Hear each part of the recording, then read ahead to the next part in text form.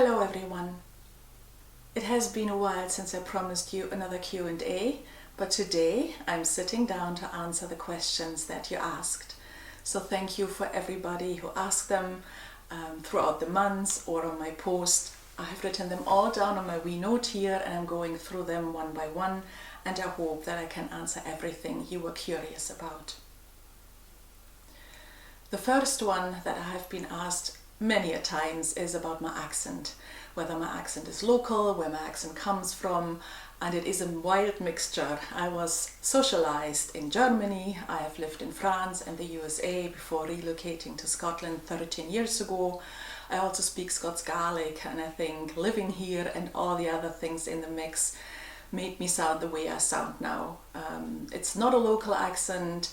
The lowland accent is actually quite subtle. My husband has a very subtle accent, I find, in comparison to the Highlands and Islands, but my accent is certainly Scottish influenced, but also influenced by all the other things that I have experienced in my life. I hope this answers the question with regards to my accent. Another question I get frequently asked is, how did my husband and I meet? And I would love to give you a romantic story of us meeting at an airport, confusing our suitcases or something along those lines. But in fact, we met online. So we were both on a dating app and set up a date for a coffee, and from then on just continued to date. And 2.5 years later, we got married, we had bought our cottage.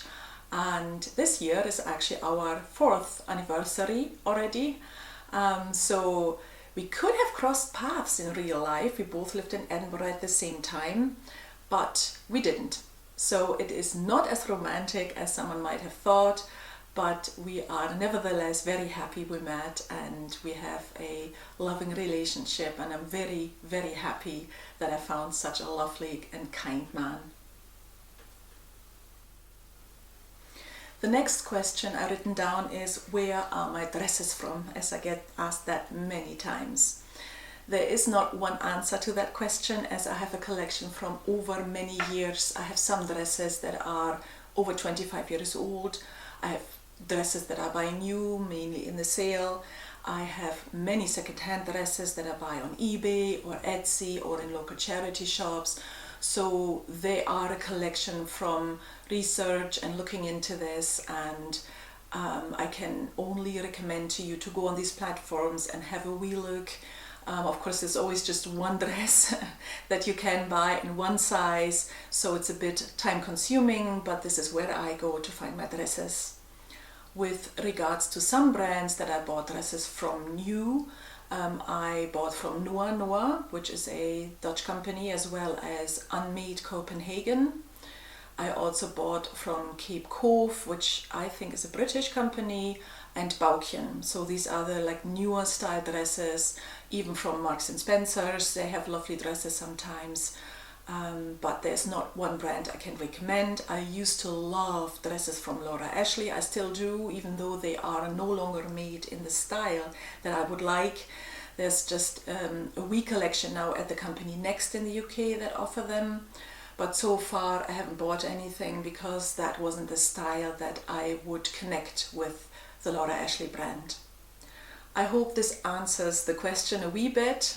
I thought if I could sew, which I can't, I should make them myself and maybe sell them on Etsy, but that is not an option, as I'm a knitter and I offer you knitted items in my Etsy shop. The next question I have written down is, how far is the beach from our cottage? So it's about a 10-minute walk, depending how fast you walk, from door to beach. I usually walk through the glen that you often see in my content, and as I love it so much, I usually don't walk that fast through it, but it's about 10 minutes, so it's not a very long walk. It is far enough for us to not be affected by any storms or sea level risings. But it is also not on the doorstep per se. If there's a northerly wind, we can hear the sea, but usually we don't. So it is quite close, but not as close as you might have thought. The next question on my list is about my mental health issue I talk about in my content and why I fell ill, if I could elaborate on this. Unfortunately, I cannot. This has legal reasons. The only thing I can tell you is that I was exposed to some treatment for a longer amount of time that then eventually left me with anxiety and depression. I stayed in that situation quite some time because I'm someone that is resilient usually and not wanting to quit easily. And in hindsight, of course, I should have listened to my body and mind earlier, which I didn't. And it took me a long time there, for almost 2 years, to overcome this mental health illness. I'm now at almost the end of my recovery, I would like to think. But unfortunately, I cannot get you any more details as I'm not allowed to. I hope it helps nevertheless and answers this question. I was also asked about whether I collect things, whether I have collections of things, but I'm not a collector per se. I am having a collection of my fairies that also feature in my content a lot, mainly in the autumn. I have some out all year round, but the other ones I put out more in the autumn time. This is another collection from over many years, and right now I haven't found any new ones that I did like, but I'm happy with what I have, of course. The other collection I can think of are my blue bowls that you often see featuring in my kitchen. I love them. I love the color because they are so positive and remind me of the sea and the sky. These bowls are from the island of Mallorca, where I bought them whenever I went, so I would buy 1 or 2 bowls and bring them home. Pre-pandemic mainly. I only been to Mallorca once since the pandemic, and this is where I would buy them. They are locally made there, handmade there, and I just love them. They are each unique, none is the same as the other, even in size, but that's the charm of them. I do have some blue bowls that are not from Mallorca. They are local, they are from Scotland. One is from the Netherlands, which I found on the Christmas market. So I'm always good with colors, and I seem to have an eye for that. And whenever I buy a thing, it matches what I already have. So often that is the case, that I buy it here and there, and then when you put them together, they all look very similar and lovely. So I hope this answers the question with regards to my collections. The next question was a more frequent one, I think, by Robin. And she asked me, have I always been creative, and how do I find my creativity or my imagination? So the answer to that is yes, I have always been creative. From an early childhood, I was always what people would call a dreamer, I guess. I could see things in clouds and many other things, which I think a lot of people also do. But I have always tried to make things, design things. I loved always colors and change things into something different that I liked. So I have my creative mind from a young age. So I don't have to find creativity, it's already there and is inspired by other very creative people. So for example, when I go online to, let's say, Instagram or Etsy, and I see something that gives me an impulse of doing something similar or trying the same. I love trying new things as well. That does not mean I stick with them. I just like to try them and create something that I haven't done before. But yes, I've always been creative and very imaginative, I guess. So it's just something that I have naturally and is part of my personality, so I don't have to go find it. It's just there.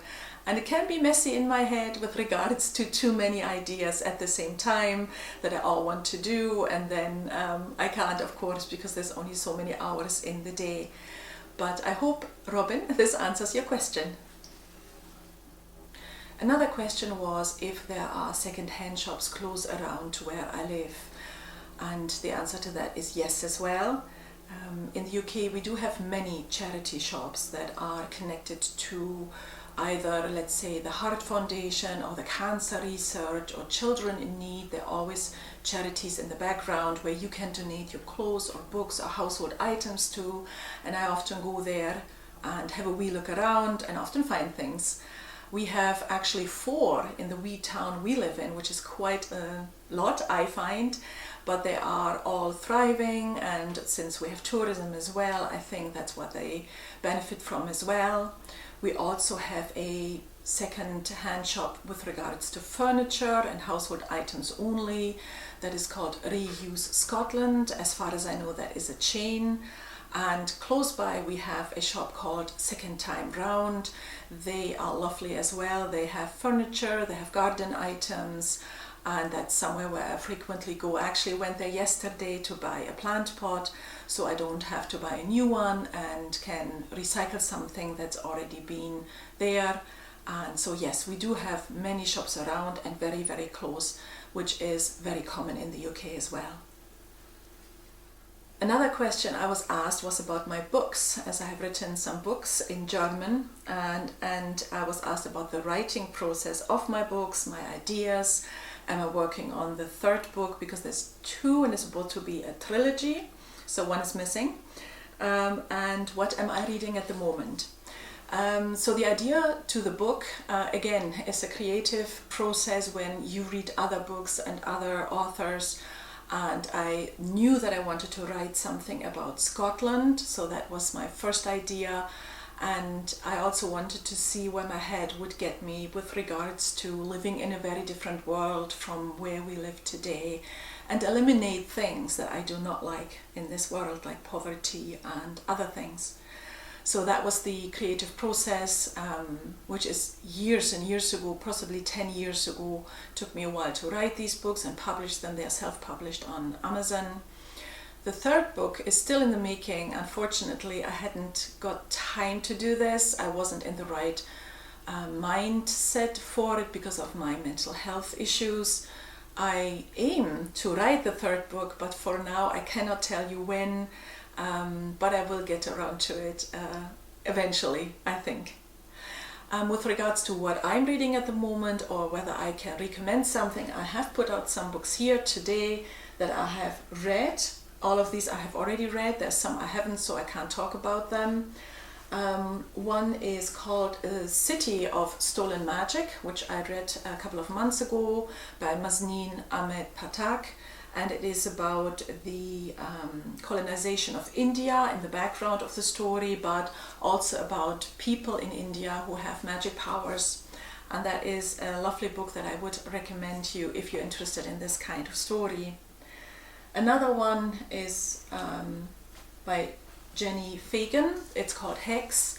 This is a book based on the prosecution of Gillis Duncan, which was the first witch in Scotland that got prosecuted and burned at the stake. And it is about her last night before she gets to be burned. So it is not an easy book, as you can possibly see how I'm talking about this. It was nevertheless very interesting. It is not factual based, but it's nevertheless a very good book if you're interested in the witch trials and witch hunts. That is another book that I would recommend. As you can see, it's not very big. It's not easy to read, but very good. The 3rd book I can recommend is by Anne Griffin, called When All Is Said, which is about a man at an older age looking back on his life, toasting 4 or 5 people and telling his story through remembering those people. It's a lovely book, and I would recommend this to anyone being interested in people's stories. The last book I would like to recommend is by Kate Foster, called The Maiden. I really did like this book. It is based in the 17th century in Edinburgh, and Corstorphine, which at the time in the 17th century wasn't part of Edinburgh but today is. The story is fictional, even though it is based on real life events. The castle in Corstorphine no longer exists, only the Ducat is still there, where they kept the pigeons for eating purposes. So it is a fictional story based on 2 or 3 real characters and real events in Edinburgh. And I did enjoy reading this. I think it's very well written. And of course, me having lived in Edinburgh and being interested in Scotland, I always enjoy these kind of stories. So I hope I have given you some inspiration to new books you might read. If you have any more questions about them, let me know. The last question I got asked was about my knitting pattern for the beanie hat that I designed myself.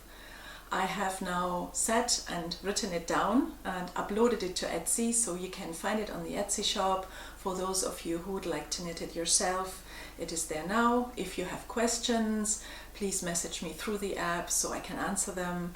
And I hope you enjoy knitting it as much as I do, even though at the moment I'm not knitting hats. I am in the process of knitting some ornaments for the spring and Easter time. So yes, I hope you enjoy doing so, and if you have questions, let me know. The last thing I would like to talk about is about the announcement that I have mentioned in the title. I am really excited about this as I have just launched my wedding planning business.